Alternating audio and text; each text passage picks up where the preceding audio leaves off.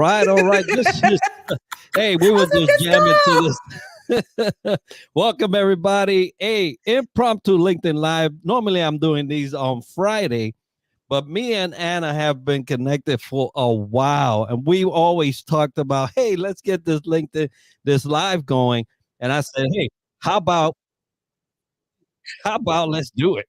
Let's just do So it. And then um yeah, so welcome everybody. Welcome for a Wednesday, as we're going to be talking about emotional intelligence. But Anna, and hey, folks, Enrique. this might become Spanglish because that's just how we roll. But Ana, bienvenida. Welcome to LinkedIn Live, our very first Wednesday episode. But hey, tell us a little bit about you, what you do. I know that you have a business. I want to hear about that.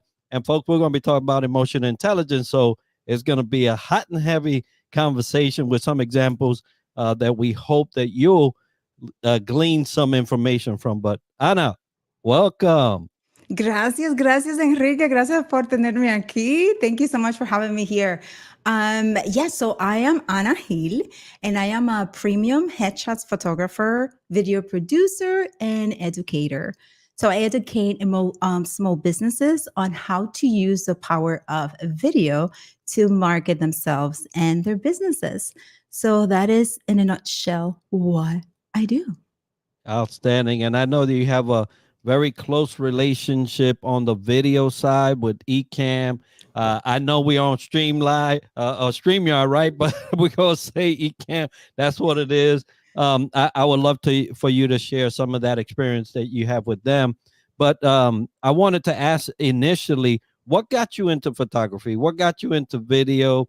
I know that podcasting, live streaming for me was hey, there's nothing going on. What you gonna do, brother? And so so I got in it. But how did you get into that?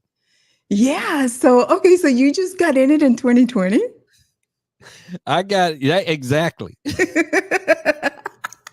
So like similar to us, right? But first, I will start with photography. So what got me into photography was the need of I didn't want to be working for corporate anymore. And I was familiar with photography because I was a scrapbooker. And then, people will be like, oh my gosh, you're taking great pictures of your family. And at parties, I will take the kids' photos. And I was the photographer whenever it was a family event. And so that's something that I knew. I enjoyed doing it. I enjoyed capturing memories. And I just decided to make it a business. And that's how I started with photography.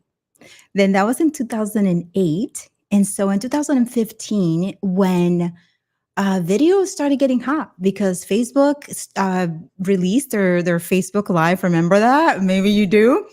And then I was like, okay, let me just give this a try. And in 2015, I went live one time at a event I was photographing, and that was the end of it. After that, for just that one video, it started to carpooling, and I got so many opportunities out of that. So that was 2015. Fast forward to 2020, that's when my relationship with Ecamm Live started, which is when everyone went virtual. And that's it. And from there, I have been an Ecamm fan member, and I'm here to stay. No, and I love it. You have to pick your tool, right? I chose StreamYard. They were good to me. We had a great relationship. We partnered for the podcast. So yeah, those things happen, and you got to pick your tool and do it right. Do it right. We were just discussing the differences as you go through and how you can port your account and show it live on somewhere else, and all of those things and all of those features. I know they're all working on. But it's funny how a nice to do turn into a workable thing for you. And you've been doing photography. We've been following you and all that you've been doing in those arenas, as well as the shows, because I love the shows. Now you got a partner, you're going to have to talk about him and bring him out, right? But talk about that relationship, because sometimes it's hard in podcasting, in live streaming, to do things with someone else in tandem. because Mhm. there are differences, right? The different styles. I'm animated. I'm like throwing my hands everywhere, and my partner's like, yeah, he tries to be animated as well and infuse some stuff, but we're both different in terms of that. But and that turned into something else. We'll talk about that too. Yeah, it is a challenge. It is definitely a challenge having a co-host because of all the reasons that you mentioned. It is the differences. It is the organizing. It is the distribution of tasks. It is so that's pretty tough. And then on top of that, he is my life partner. So there are a lot of things that play out in that co-hosting relationship. So yeah, it is interesting, and it's just a couple of things that we need to keep in mind to be able to um, work through the differences, because we have differences as co-hosts, and we also have differences in personality. So that yeah, it's interesting, but it's good. It is Yeah, good. yeah. And Yeah. and so which brings us to the topic of today, which is emotional intelligence and how that plays out in Yeah. day-to-day life. Folks, you know that I concentrate a lot on leadership development. All of my podcasts and all of my live streams all are centered around leadership development. Emotional intelligence is one of those things that if as a leader you don't have, you're looking for trouble. It's not when, or it's not if, it's when, right? Hmm. When Hmm. something's going to happen and you were not emotionally intelligent enough to be able to be the type of leader that they need at the time. And a Hmm. lot of folks in leadership, we think we have this experience, and like I say, and it's gonna be a cookie cutter type of experience. And Hmm. and if you are a true leadership, I say, uh, lover, you understand that that is not the case. Hmm. Everyone else will Hmm. bring in, hey, look who's here. What's Well, up, my boy? hello. What's going on? Nice to see you in the background, bro. But yeah, so let's talk about an incident, and we'll just cue this a very short because uh, Anna and her man have this as a video. They shared that, but very quickly, just to sum it up, you had an occurrence at a store where emotional intelligence, if it was present at the time, could have altered Hmm. your experience there. But it's evident that emotional intelligence went out the door before Hmm. this Hmm. incident actually occurred. You were identified, you was picked out, however it was. And as a Hispanic, as a colored Hispanic, it was hard to see because, hey, I started thinking, well, what about me? Hmm. I like going into the stores. What Hmm. about if somebody did something and then they mistook me Hmm. for it? Hmm. Now, I have a whole plan around that. so, Please share. so, so, as we say, I wish they would. Hmm. But you experienced this, and I felt it. I felt Hmm. it when you guys were talking about it, and as a matter of fact, I still feel it. Hmm. Just Hmm. recalling, right? So, Yeah.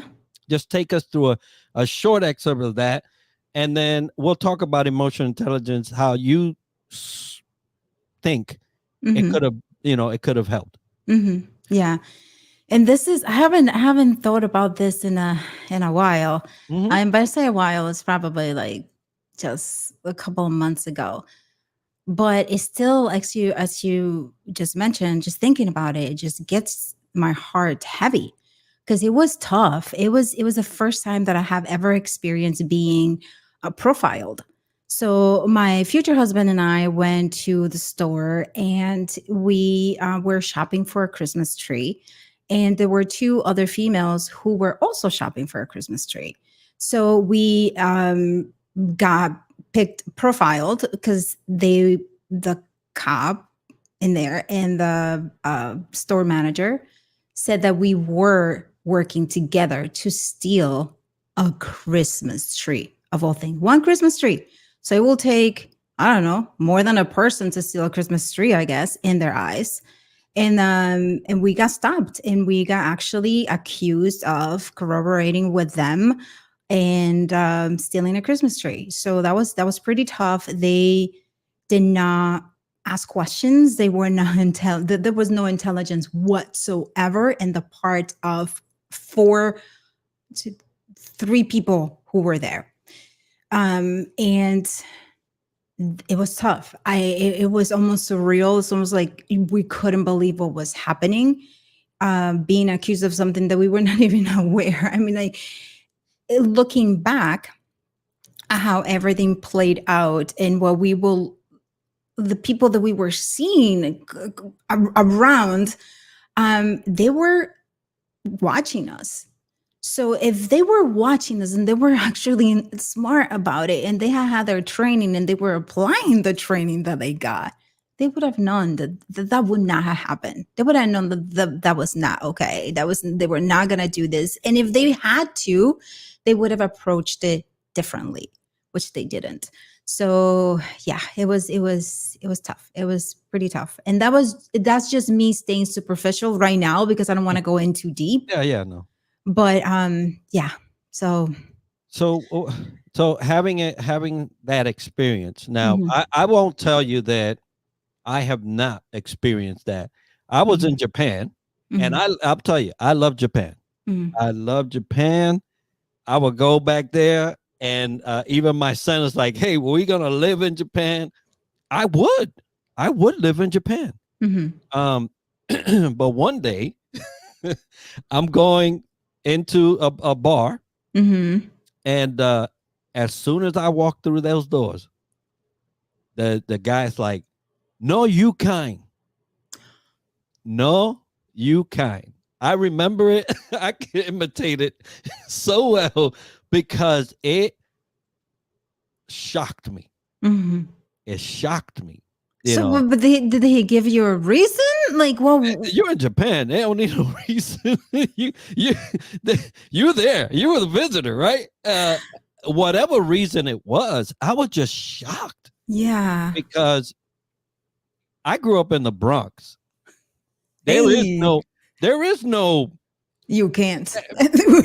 there is none. Come in. Yeah. It's like I live next to a building heavily uh, lived by Indians, Pakistanis, Jews, Dominicans, Yeah. Puerto Ricans. I had Colombians. I mean, Yeah. it was the United Nations, right? Yeah. Yeah. Yeah. Yeah. In your block. And Yeah. so there was none of that. Mhm. So to go to a place that was not your country Mhm. and experience that was shocking Mhm. to the point that I'm still talking about it, right? So, Yeah. I'm uh, sorry. but, I'm but, sorry. Yeah. but um, in the States, I really can't just pinpoint a time where Mhm. this happened or that happened to me. I'm Mhm. sure it did in some way, shape, or form, right? Mhm. Matter of Mhm. fact, in Mississippi, it did happen to me, just recalling, right? Mhm. So it happened in the States, happened abroad, but emotional intelligence wasn't a thing back then. Mhm. Mhm. That was not a thing. We wasn't talking about it. We wasn't Mhm. highlighting or anything like that. Mhm. So having gone through that experience in the world, and I'll push it now towards emotional intelligence. What do you think in that regard could have helped from the emotional intelligence standpoint to have mitigated? And then we'll go through those things and speak about them as they will relate to workplaces and places you visit, home Mhm. because you Mhm. still need that at home. So Mhm. what do you think in the elements of emotional intelligence, if it would have been present, could have helped? Yeah. That's a good question. There's so many things that could have been present there, but one would be the way they approached a human being, Hmm. period. Yeah. Right? Is just a simple, hey, we were, however it is that they will say it, but not confrontational, because as soon as you get confronted, you're going to put your arms up, right, to defend because you're being confronted. And that is not a good thing for emotional intelligence, right?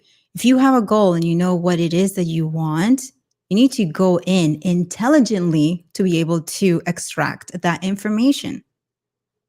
And not only that, but you need to meet that person where that person is at to be able to get that information.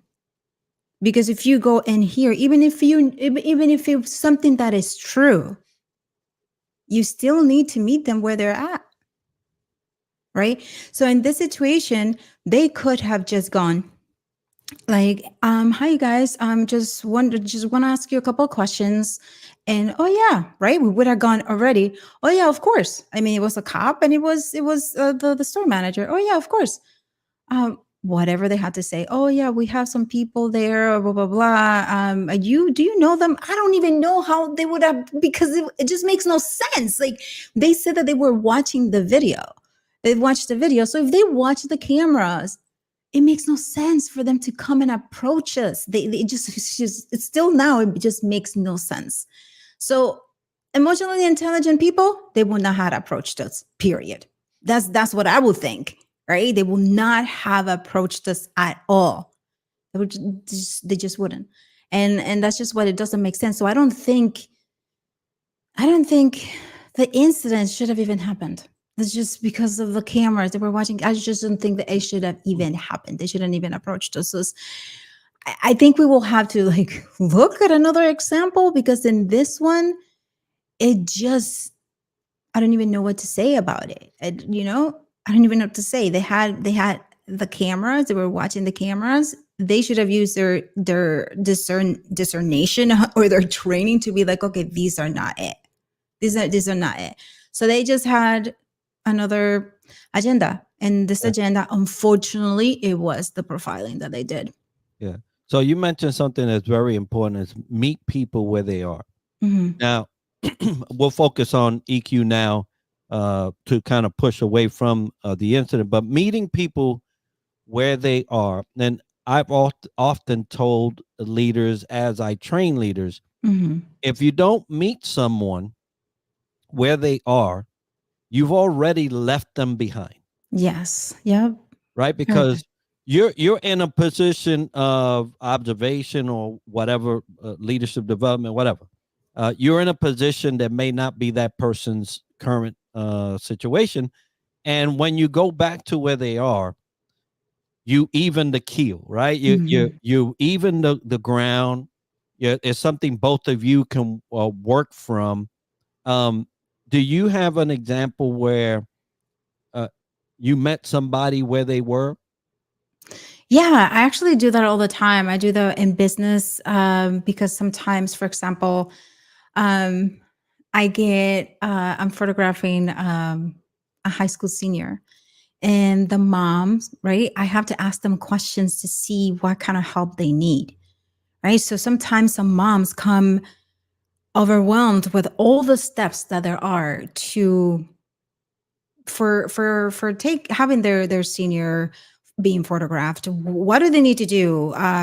Do I need to bring a suit? Do I need to bring a tie? Do I need to, what do I do? Do we need to actually do the outdoor senior session? Do I have to send it to school? So they come with all of that in their heads, and sometimes when they first approach, they are short, right? They're like, okay, I just want to take this. And if I met them without thinking first, okay, what could possibly be happening to her that she is acting this way? So I'm giving her the benefit of the doubt that's not it, that she's not like that. And this is when I meet somebody without doing the consultation, which rarely happens. But in this example, this is what I can think of. And they go, and I just go and I say, oh, how are you? How you doing? I'm trying to figure out where she's at, right? It's where is she? Okay. And then that's what happens.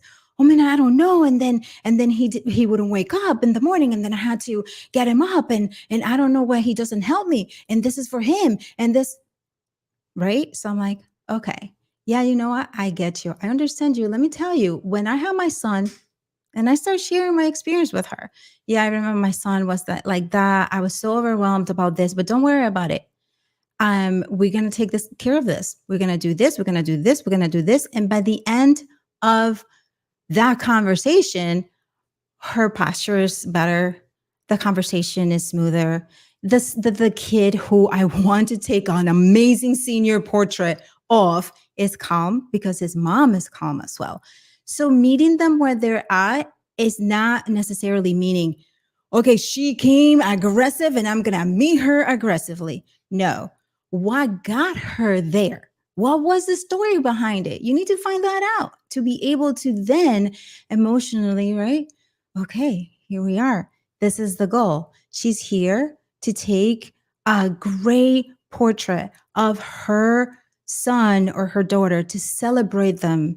And she has spent so much time with them. And then they were little. And now all of a sudden they're an adult and they're leaving the house. And so I got to meet her. I got to see her story. I got to hear her to be able to then connect with her and give her what she needs. So basically, that's it, right? That's how I Oh, will yeah. approach an emotionally intelligent situation.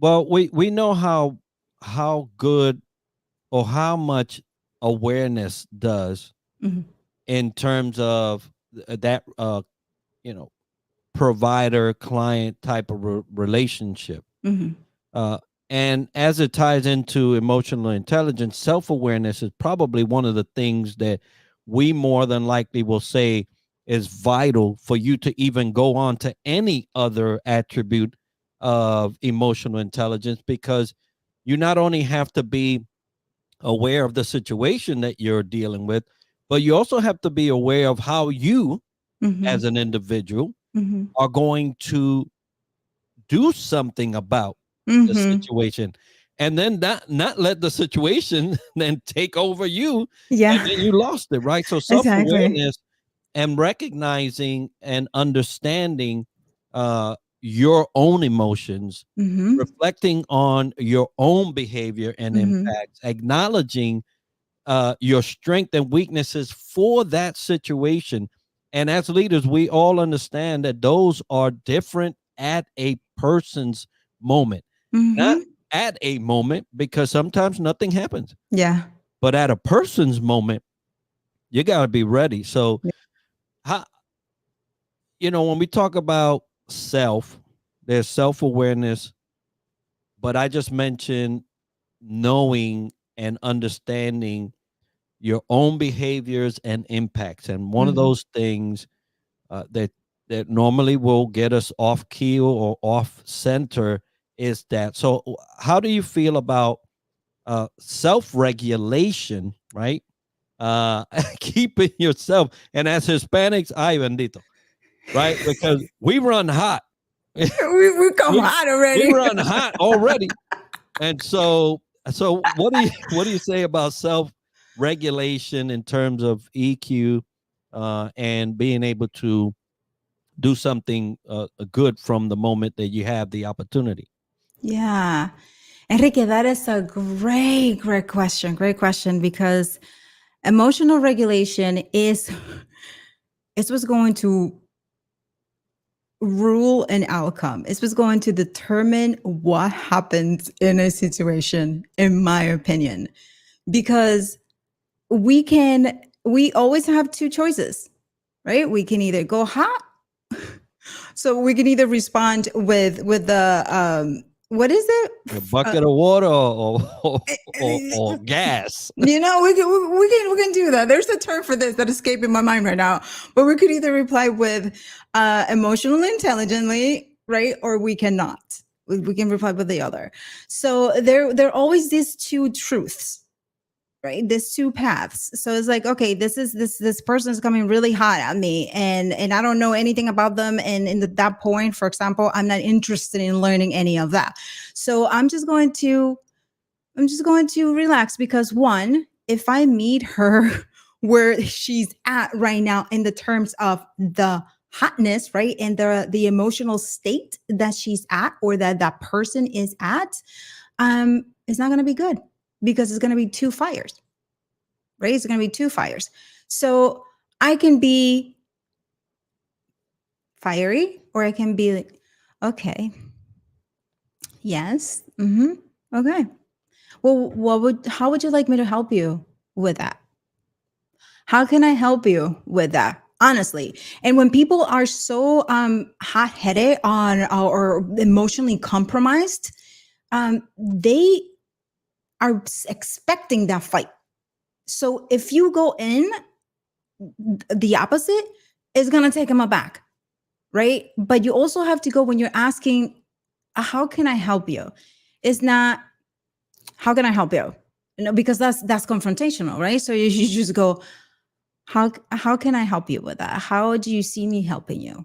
And then you listen. I just saw that. I was like, oh no, that's not the right way to do it. Exactly. Right? Because it's people think that that's okay. They were like, okay, well, we all have been to that store or something where the person is like, yeah, can I help you? I'm like, I want to leave right now. I don't want to be dealing with you, you know? And I then usually say, why you even come to work today? You know? And then at that point, it's like, okay, what do I need?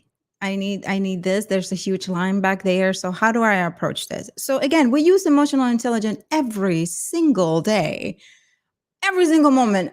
All the decisions that we're making are, we could either go, okay, so she comes in or they come in and they go, how can I help you? You can either go, geez, happy much, right? And meet her where she's at in that sense. Or you can go, yeah, thank you so much. Okay, let me see. Oh, those are nice nails. Oh, that's a nice tie. Wow, I like that. Right? De-escalate it. De-escalate them. Because why not? Right? You already are in a good mood. You're not in a bad mood like they are. Who knows what happens to them?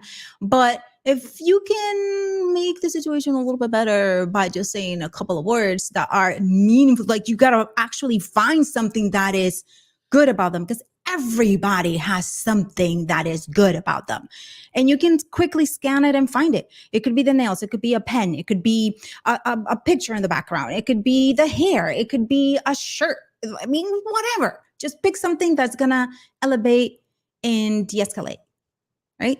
At least that works for me a lot. What about you, Enrique? Yeah, no, you have to own the situation, or it will own you, right? Now, I'm not getting owned by nothing. That's all I got to say. No, it's not going to happen. Why? Because I lose more.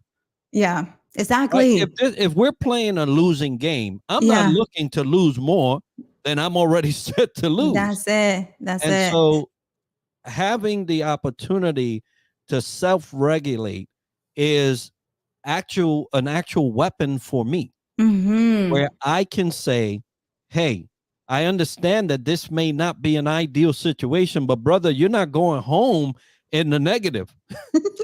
Not today. Exactly. Yeah, right? That's why we like, not today, devil. Yeah. So, and you have to do it. You have to talk to yourself sometimes like that. Yeah. In order for you to maintain the authority. And so a lot of leaders, and I normally just speak about leadership. So a lot of leaders relinquish their authority by not being self-regulated. Yeah. And so, and it happens to leaders just as it happens to common day folk. If you relinquish your self-regulation ability, you've just relinquished your whole autonomy to even do something about that situation where everybody can win. Maybe not everybody will win, but you better win. Yeah. Yeah. Go home, even if it was with nothing, but don't go home in the negative. And so a lot of those situations really calls for this one word that we like to speak about, and it's empathy. Now, empathy is easier said than done, and it's spoken more often than it actually happens. So true. Amen to that. Right? It's true. Yeah. So when we're talking about empathy, and understanding others' feelings, listening actively, right? Attentively, showing Mm-hmm. compassion, consideration, and compassion. We'll talk about that because Mm-hmm. empathy doesn't necessarily mean that you have compassion, Right. That's true. Yeah. because compassion to me is the action that happens after you're empathetic. Mm. I- Mm. That's how I see it, right? Okay. So let's talk about empathy a little while. Yeah. Yeah. Empathy. Okay. So I'm trying to think of my days where I was in corporate, which was so many moons ago. So I'm trying to think about ways, but I am a business owner and I work with a lot of different customers, and then sometimes I have to hire freelancers and I have some employees, right? So empathy is to me is okay, this is what they're going through. I get it. This is what they're going through. I gotta make sure that they're okay. Right. So if they need to have time, I need to understand that they need to have time. So this is what you're saying right now, like what happens after the empathy, right? So okay. So we're talking about empathy, all right. So I know where you're coming from. I know what happened to you. I'm so sorry about that. But here, can you just finish this for me and give it to me in 10 minutes? Okay. But I understand what happened to you. That is like I'm empathizing a little bit so they can, they know that I get them, but then the compassion comes with the action that I do after that empathy. Right. So I see what you mean there. That's pretty awesome. That's pretty awesome. So yeah, so empathy is again really just empathizing to what they're going through and where what happened, and it doesn't have to be, oh my gosh, if I empathize with this person, I have to get into this deep conversation and I don't have time for that.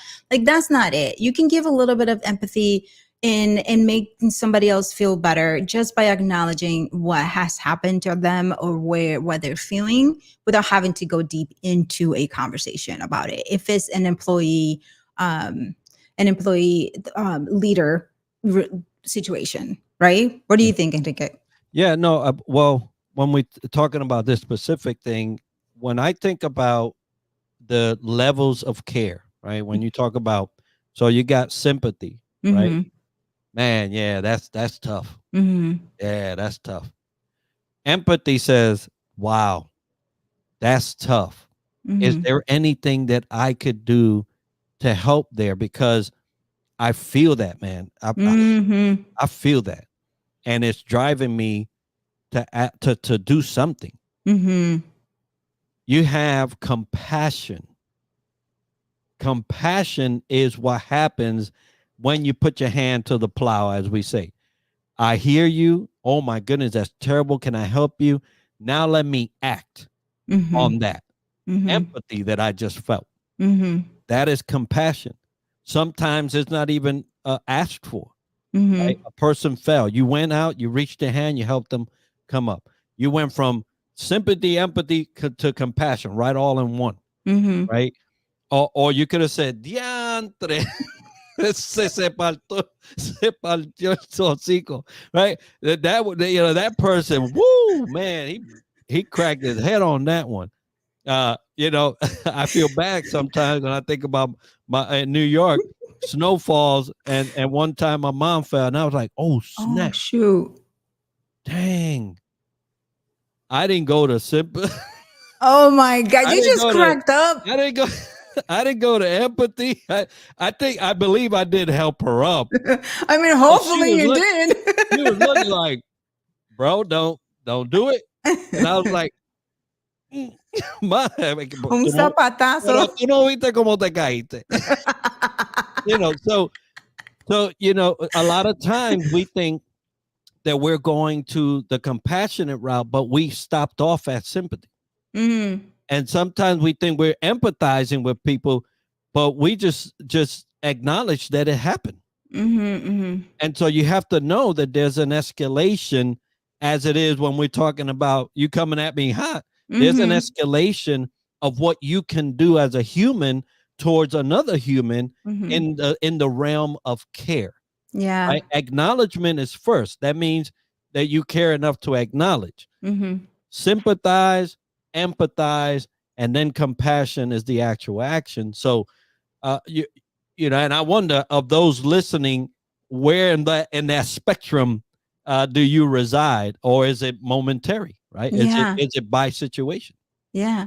And Enrique, what happens, because we can be emotionally intelligent, and that's part of it. That's part of it. But what do you think about when when it's all so hard because you're talking to a person that's just not wanting to be, that person's not giving in, right? Like they want nothing to do, and it's so hard to empathize with them. It's so hard to sympathize with them, and it's even harder to actually act up on it, right? Because they just don't want to, and it gets frustrating. What do you do in that situation, Enrique?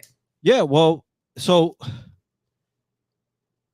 just because the spectrum of care resides in you Mm-hmm. doesn't mean that it's applicable to everybody, Mm-hmm. because it also has to be accepted. Yes.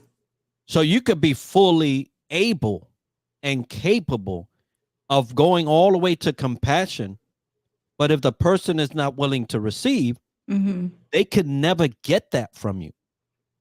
So that's where awareness comes in, right? Yeah. You have to be aware of what level they're willing to accept. And you Yes. also have to be happy with that, Yeah, that's true. right? You Yeah. got to be happy that, no, but I was going to give you $50. That's not what I wanted. Mm-hmm. All I Mm-hmm. wanted you to acknowledge the fact that I'm going through a hard time. Yeah. And so the emotional intelligence is not the ability to do something or have the capability of doing something, is actually knowing when that something is applicable and how much of it you willing to apply. Yeah. Yeah. I mean, Good. Yeah. it gets Yeah. Yeah. signal. Mira, se me pararon los pelos. Necesita un. Okay, sí, pero es verdad, porque there are certain circumstances where, in situations where you are trying, but the other person is just so into themselves and what's happening to them, and their emotions are all over the place. And you know that. You know this because you're right, you're regulating, you have some skills, you have some skills that you have applied to regulate yourself already and all of those things, but the other person is still far from it. And then you recognizing, man, like they're way back there. It's gonna take them a while to come back and at least baseline, right? At least baseline. So at that point, it's like, okay. And I have tried this a couple of times. Sometimes it helps. Other times it's just like I just have to completely remove myself from the situation. I go, okay, you know what? Maybe right now is not the best time to talk about it. Maybe we can talk about it later. The other person is so hot that they just don't want that break. They don't want to take that break. And it's like, we're not going to get anywhere at this level. One, because I don't want to get to that level. I don't want to get myself there because I know where you're at right now. And I'm trying to work with you, but it's not happening. So it's not like you're saying that to them because God forbid you say that to them, it's just going to be escalated even more. So it's like, okay. And you take your break, but sometimes they don't want to take that break. So at that point, it's like, sometimes I have to just remove myself. I have to be like, okay, you know what? I will see you next time. Maybe another day we can talk again, or text me when you feel better, something, right? How do you approach those situations like that, Enrique? Well, you have to, we go back to the very first thing that you started with, right? Mm-hmm. Meeting people where they are. Mm-hmm. I think oftentimes we find ourselves in a very peculiar position because we have these expectations that just because we have the tools, Mm-hmm. that everybody wants them. Right. Right. Yep. Right. So along with self-regulation, you also have to self-manage your expectations of people in need. Mm-hmm. And when you do that for yourself, whatever you apply, you know that it was appropriate to the person, to the time, and what was needed. Mm-hmm. We often think that because we have this whole array of capabilities, that if somebody doesn't receive it, Ah, pues allá ellos, Right. right? That's Allá, yeah, that's not cool. Yeah. right, yeah. Yeah. And so, but it happens all the time. Mm-hmm. If Mm-hmm. oh well, if you're not willing to receive what I can give you, then forget you. Yeah. Well, then what you just done is you've just proven how unintelligent you are Exactly. emotionally. Exactly. And so I don't care how many tools you got, right? You You're got not the nothing. mechanic for me, Yeah. right? So so we had to be careful Yeah. in all of our getting of knowledge Mm-hmm. that we don't overthink ourselves into a position where we can't help nobody. Yeah. And And the cool, yeah, Enrique. And go ahead. I'm sorry. Go ahead. yeah, no, I was just gonna tie that up. Yeah. No, and the cool thing is that is knowing what tool applies to what situation, right? Knowing what tool you will use for a specific situation, which is in a way, in my opinion, one of the coolest part of emotional intelligence, because you have to kind of, it's a puzzle. It's a puzzle when you so you have to figure it out. Okay, which one is it? Which one am I gonna choose? What am I gonna do? Okay, first of all, you need to apply it to yourself so that you can be baseline leveled to be able to work in that situation. So take care of yourself first, and then pull out your tools. I think that is one of the, in my opinion, one of the coolest things about working with other people and trying to meet them where they're at. Okay, you're here. What tool am I going to apply for this?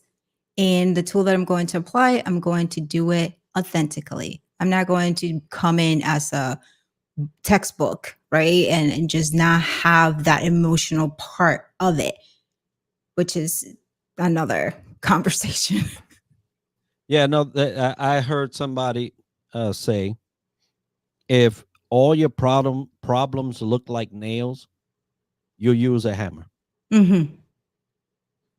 But that's a perspective from the person, right? Right. Not Yeah. that it's not saying that's what really is happening. Right. If you see everything and every issue as a nail, you're going to hammer it.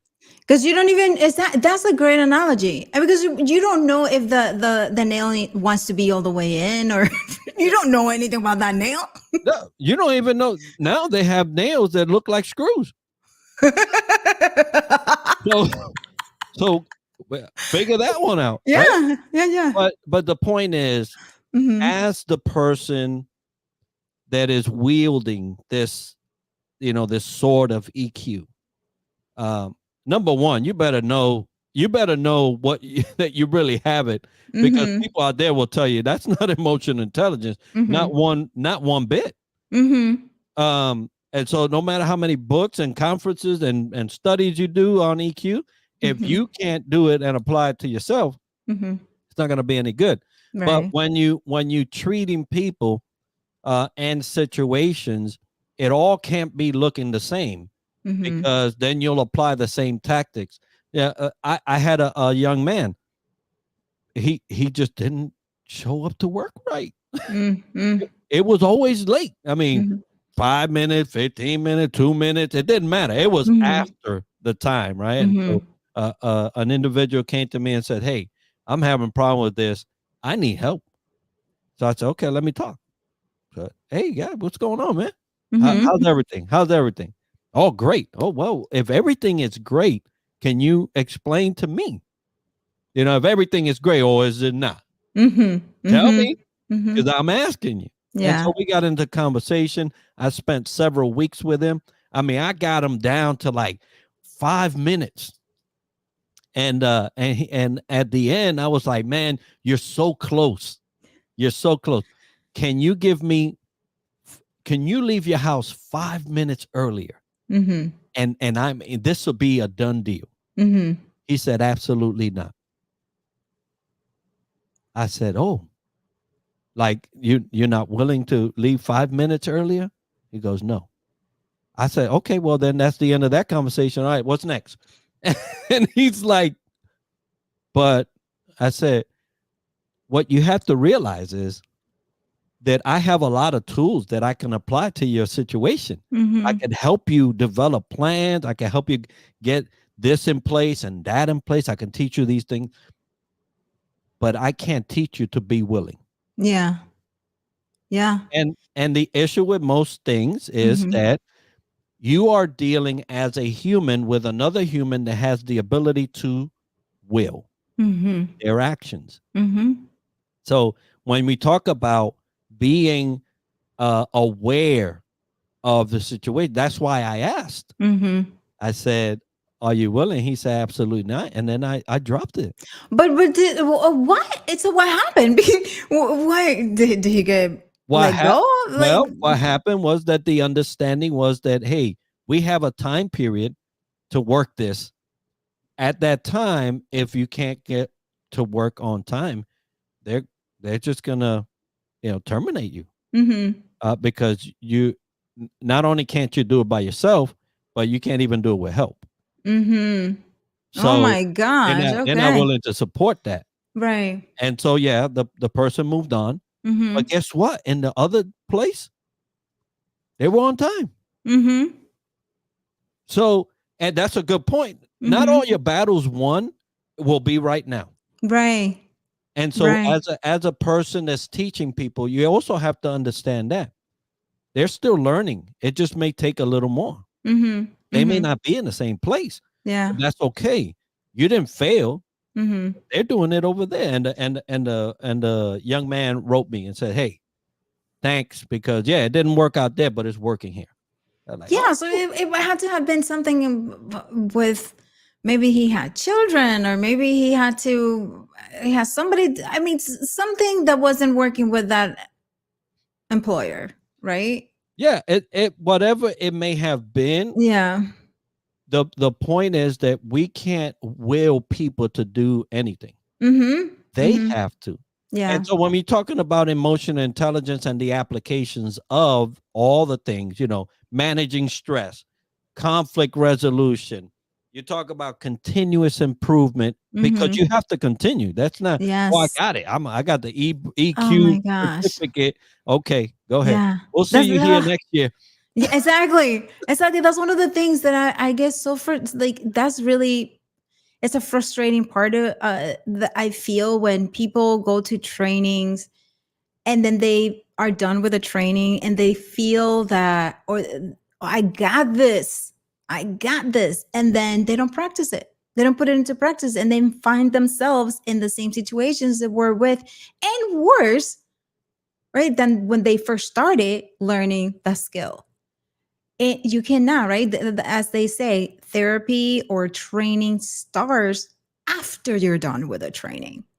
That is, you learn their skills in therapy, learn their skills in training, but now you are in the war. I want to say, right now Mhm. you gotta apply all that training to all this to life. When life happens, you're gonna apply that training, and that's what makes us better, right? Practicing, not just, oh, I went to this training. Oh, I got this certificate in emotional intelligence. Let me post it. And then life happens and right? They don't do it. They go back to pre emotional intelligence certificate. It's like Do they get a certificate for that? Because they should, right? So they're pretty good. now we're talking about education and continuing the improvement cycle. We'll get into that, and then that'll be the last point. But I wanted to talk about conflict resolution because we kind of brought it up earlier. Mhm. Conflict resolution in and of itself is a thing. You can Mhm. learn how to deal with conflict, but dealing with conflict resolution, um, from the EQ lens, let's say, Mhm. you have to address conflicts directly but tactfully. Mhm. And I'm going to focus on the tactfully Mhm. because um, I have been told that that I have this ability to put somebody in their place and have them smile afterwards. so, Hey, that's so, yeah, amazing. I don't know You how I do mastered. that, but I do know that there are some things that I have in place for me personally that I'm not willing to have somebody violate. just to Mm. get their point across, right? Mhm, So mhm. you can always get your point across, but no, you're not going to yell at me, Yeah. right? Yeah. So I usually say, okay, hey, and I'm smiling. Yeah. Hey, that's when you know you're crazy. But but I'm smiling and say, hey, I hear you, right? And it's getting up. One Mhm. thing you're not going to do is yell at me. Mhm. So we're going to agree on that like right now in order for us to continue this conversation or it's over. Mhm. So if you Mhm. want to speak to me, let's tone it down. Mhm. All right, let's go. And so it's a way of de-escalating, but also a way of saying, I have a line right here, Mhm. and we're not going to do that, Yeah. right? So in conflict resolution, you don't have to be the punching bag. Mhm. Uh, and yeah, we want a win-win, how would say, solution, Mhm. and we want to mediate disputes, with unbiased approaches and things like that. We always say, Mhm. but there is a point where you also have to be aware of yourself Mhm. and how much you're willing to take. So in conflict resolution, um, what would you say? And I share some stuff there, but what would you say towards that when it comes to preserving your ideals, Mhm. what you stand for? Yeah. And I alluded to this earlier, and first of all, that's tough. Like, we have to be aware of how we feel about certain things and have our boundaries, which is what you mentioned you have. Like, you say your boundaries, and like, I want to hear you. I want to be able to work with you on this, but not yelling, please. Let's respect. Right. So for me, that's one of the things. For me, when I'm trying to resolve a conflict, I am very present in trying to resolve a conflict. I try not to get too um I try to keep the conflict and the goal, which is resolving the conflict in a nice way, right? Keeping both parties um, content as much as we can with given that specific situation. But if the person starts bringing in other things that are not related to the conflict, that's my boundary. That's my boundary there. I'm like, okay, we're not going to be here for hours. I actually don't want to, and I'm pretty sure you don't want to either. In my mind, I'm thinking this. I was like, okay, can we just please keep it to what the conflict is? That's for me, that's my boundary of you, or it's like not yelling. And to me, it will be, let's keep it right here, present. If you have something else to bring, let's resolve this first, and then let's bring that up. Because then it turns into other things that are not even related to what the issue came here first. So that would be for me. Just be aware of what your boundaries are, be respectful, and know when to step away from it, because that stepping away sometimes is resolving a conflict in a way, because you're like, okay, we're gonna take a break right now, so not to escalate this, and then we will meet again. And then when you meet again, really meet. Don't say, okay, let's take 5 minutes, let's take 10, and then don't talk about it for until the next work day or something like that, right? So that's what I will say about that. Right, because at that point you might say, "Hey, we're going to break, but I'm going to ignore this altogether." So, Exactly. Yeah, yeah. I mean, that's happened at work when I was, and I'm trying to think of, as you were talking about this, I'm trying to think of scenarios when I was working in corporate. I didn't have many conflicts because you know us, right? So I work with a lot of my Latino people. So we were all like, and we will be like you just said, you were like, hey, we're going to talk about this, but we ain't yelling. And the other person will be like, okay, cool. Yeah. We'll go like that. So that's how it was. It wasn't really, okay, we need to sit down and talk about this. But there were other times when we had to do that. And that's when, because you want something and you see what's happening and the other person is not there. Their priorities are not your priorities. And you're trying to make them understand what your priorities are, but they're not there. They're not emotionally intelligent enough to get what you're trying to tell them. And so, how do you react to that? Right. So, you have to be like, okay, this is it. Hey, can you do this for me, please? Because I need this. And all of those things that I don't miss in the corporate world to be dealing with.